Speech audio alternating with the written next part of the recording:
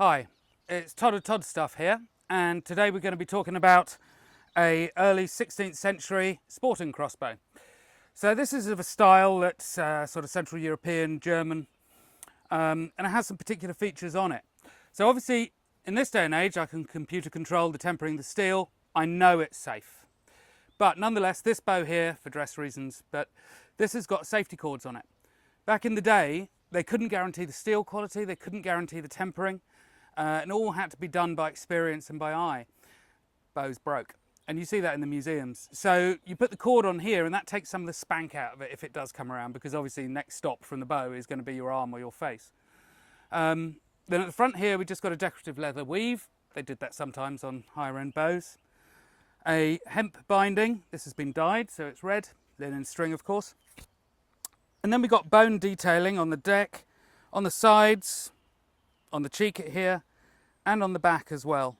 A cord binding to the nut. The nut in this instance is steel. More usually it would be antler or ivory. For cost reasons, we went for steel on this one. And then a bolt clip. Now there's two, well, I suppose three really, state-of-the-art features on this bow, circa 1500. The first is the twin axle trigger system. Now I've talked about this in a separate video, but basically this is now they're starting to look at advancing the technology of trigger systems. It's something they could have done before, I'm sure, but really it becomes more expensive, and so I'm sure it's a cost reason, really. But it lightens the trigger, it makes it easier to shoot and more reliable. However, you do have to fiddle about with it during the loading process, and you'll see that. Circa 1500, bolt clips come in. So before this time, if you had a bolt that was a little bit pile heavy, or you wanted to shoot downward, you'd have to pop your thumb on top of the bolt there, and the string skids under it. It sounds a bit alarming, but actually it's not really a problem at all. It just skids under your thumb fine. And then the last state-of-the-art thing is the cranequin.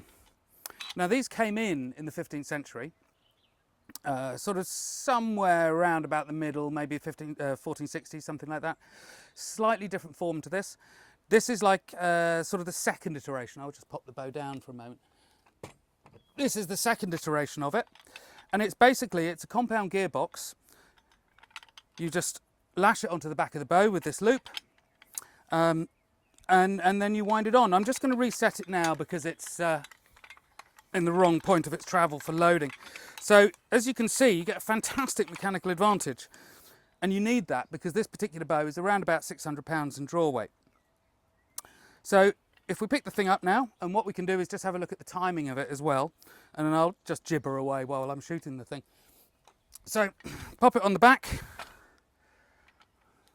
put the string on, just make sure the rack is central, and then you crank it up. Now at this point, move the bolt clip out of the way, because actually, again, if you look in museums, so often you see the bolt clip broken, because it is a fragile thing. It's a little bit of work, but it's not too bad. It's just more ungainly than anything. Now, the cranequin self-locks, and there's a reason for that. There's a little hole there, and that has now set the trigger. So I can now unwind that, just push down on the string a little, make sure it's properly engaged in the nut, and then we can wind off. So that's the first shot done, first loading done.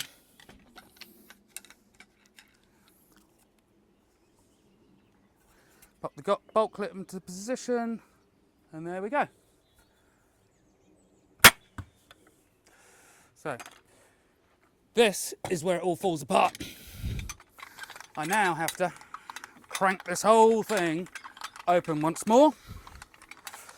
No quick way of doing that. Pick the bow up, on we go again. So I must say, for fun, I do prefer the goat's foot bows. But, as I said, you know, this is a 600 pounder. So, you can't really use a goat's foot on that. And there we go. So we're in now. Reset the trigger. Heard that one go. I'll show you on the next one what happens actually. Pump that down. Seat and bolt well against the string. And go. So, like I said, this is a faff, and I must say, were a Genoese crossbowman, I wouldn't fancy doing this for 2 or 3 or 4 hours. But anyway, there you go.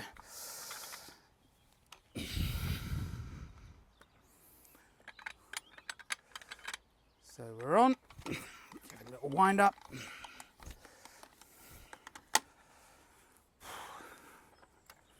Getting tired. Of course, if you're a noble, none of this is any of your problem, because that's why we have servants. I'm just short of one, that's all. Right, so this time, I'll just show you. You can see here there's a little hole, and I'll hold it side on so you can see. Now, the trigger pops back into place. And that's just setting a sear that's inside. That part of the mechanism is not spring-loaded. You could have done it, but they didn't for some reason. Unhook. Oh, it's hard work on the wrists, this. And the last of our shots. So we'll find out how long it takes to shoot 3. And there we are. So that is a early 16th century sporting bow, Central European type.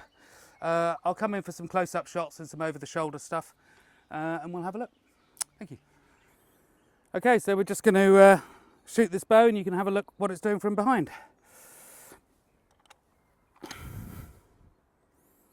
So, get it on.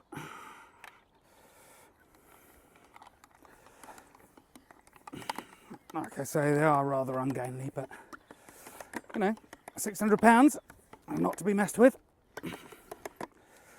So we're there. Just going to set the trigger.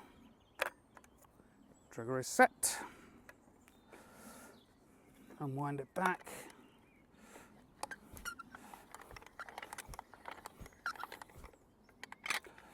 I guess though, if you were a crossbowman and with a purvey's holder, he'd be cranking the cranequin back for you. So things will be ready, and here we go. So, centre, a little bit low. Right, of course, got to go through the whole hoo-ha of winding back.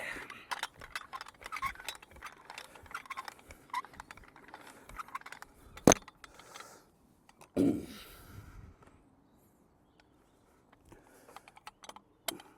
on again.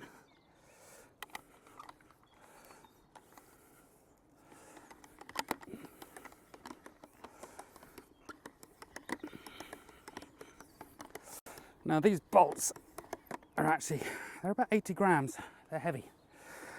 So they're not going to be the fastest ones in the world.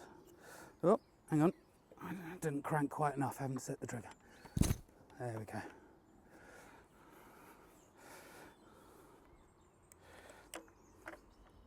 Yeah, now we're in.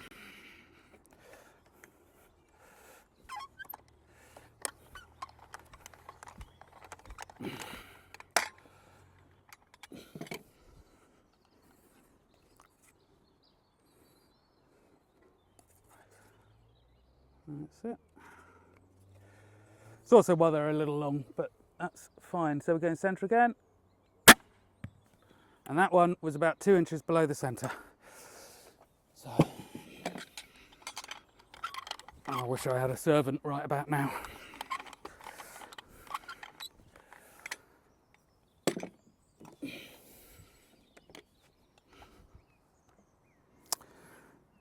Don't actually know how much the cranequin weighs, but probably about 4 or 5 kilos. So, you know, 8, 9 pounds, something like that.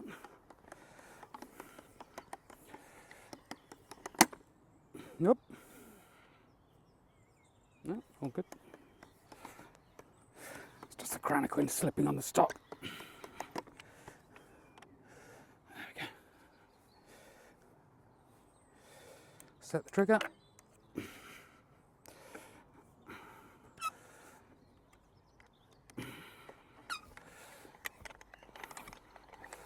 Winding in.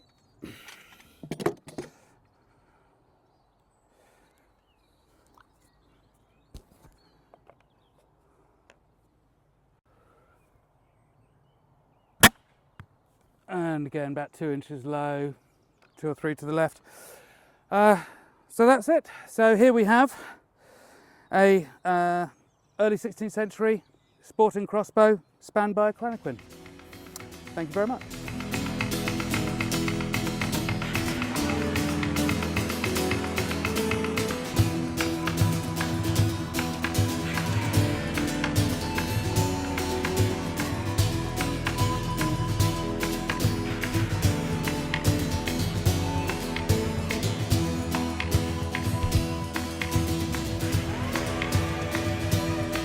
Last night she came to me.